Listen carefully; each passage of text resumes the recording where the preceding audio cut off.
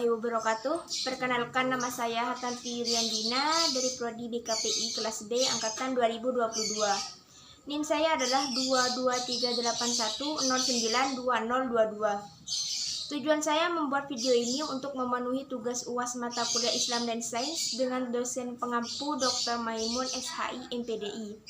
Di sini saya akan menjelaskan tentang ekologi, ekosistem, pencemaran, dan menjaga ekologi. Ekologi merupakan salah satu ilmu dasar dari ilmu lingkungan. Sebagai suatu disiplin ilmu, ekologi yang merupakan subbidang biologi adalah ilmu yang mempelajari hubungan timbal balik antara organisme dan hubungan antara organisme tersebut dengan lingkungannya. Ekologi adalah ilmu yang mempelajari tentang organisme atau makhluk hidup pada umumnya seperti manusia, hewan, tumbuhan, dan makhluk hidup lainnya termasuk virus, dan hubungan atau interaksi antara makhluk hidup tersebut satu sama lain dan dengan seluruh ekosistem dalam suatu proses. Dalam ajaran Islam, ekologi didefinisikan sebagai konsep keyakinan agama yang berkaitan dengan masalah lingkungan hidup berdasarkan ajaran Islam. Melalui ekologi, Islam dapat dipahami hubungan yang harmonis antara Tuhan, alam, dan manusia. Seperti pada Al-Quran yang menjelaskan tentang ekologi dalam Quran Surat Al-Baqarah ayat 29 yang memiliki makna dengan sumber daya alam diciptakan oleh Allah untuk didaya gunakan oleh manusia. Kata-kata kunci pada ayat ini ada pada kata lam. Lam tersebut memiliki arti hak, bukan lam yang berarti memiliki. Oleh karena itu dapat dimaknai bahwa manusia diberi hak dan wewenang oleh Allah untuk memanfaatkan sumber daya alam dan lingkungan dalam batas-batas kewajaran ekologis. Manusia tidak diberi wewenang untuk mengeksploitasi secara sewenang-wenang. Pemilik hak hakiki adalah Allah. Nah, untuk ekosistem sendiri adalah suatu sistem hubungan timbal balik antara makhluk hidup dengan lingkungannya. Ilmu yang mempelajari sistem hubungan timbal balik antara makhluk hidup dengan lingkungannya disebut ekologi. Suatu ekosistem terdiri dari dua komponen, yaitu komponen biotik dan komponen abiotik. Di dalam Al-Quran terdapat ayat-ayat yang membahas tentang ekosistem.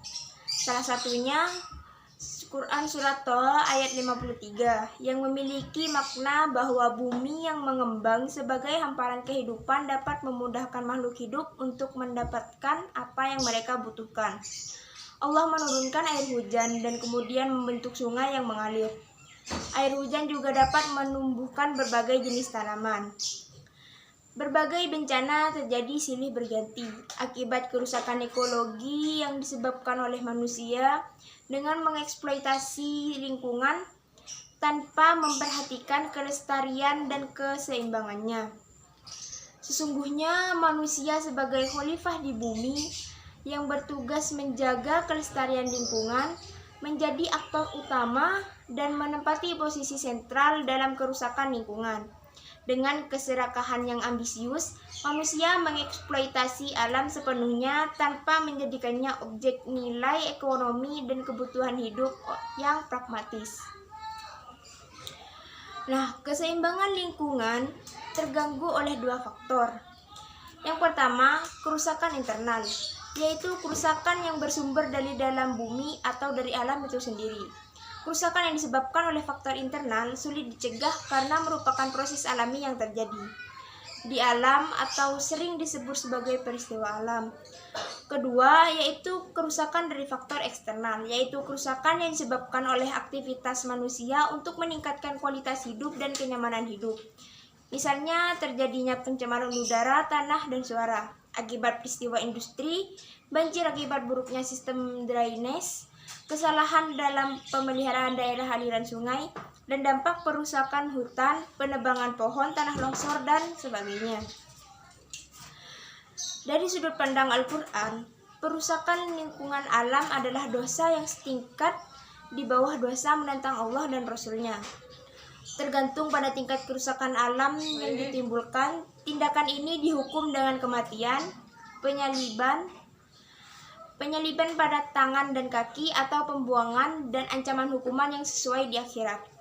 Hal ini sesuai dengan firman Allah dalam Quran Surat Al-Ma'idah ayat 33 yang artinya hukuman bagi orang-orang yang memerangi Allah dan Rasul-Nya dan membuat kerusakan di bumi hanyalah dibunuh atau disalib atau dipotong tangan dan kaki mereka secara silang atau diasingkan dari tempat kediamannya.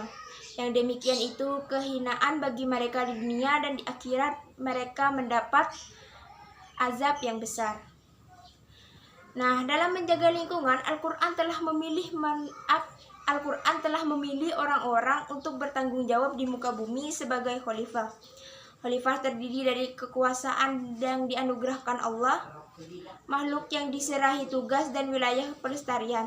Quran Surat Al-Baqarah ayat 30 yang bermakna penunjukan manusia sebagai khalifah bukanlah sebuah keputusan yang tanpa alasan atau sebuah kebetulan terjadi, namun karena Allah telah mengetahui bahwa manusia mampu melakukannya. Sebagai makhluk yang paling sempurna penciptaannya, manusia memiliki kelebihan dibandingkan dengan makhluk yang lainnya. Berbagai potensi telah dianugerahkan kepada manusia sebagai pendukung tugas kekhalifahan, sehingga manusia mampu untuk menyusun konsep-konsep, menciptakan, mengembangkan, dan mengemukakan gagasan serta melaksanakannya. Nah, berikut beberapa upaya yang dapat kita lakukan untuk menjaga kelestarian lingkungan. Yang pertama, menjaga kebersihan lingkungan. Yang kedua, menjaga keseimbangan alam.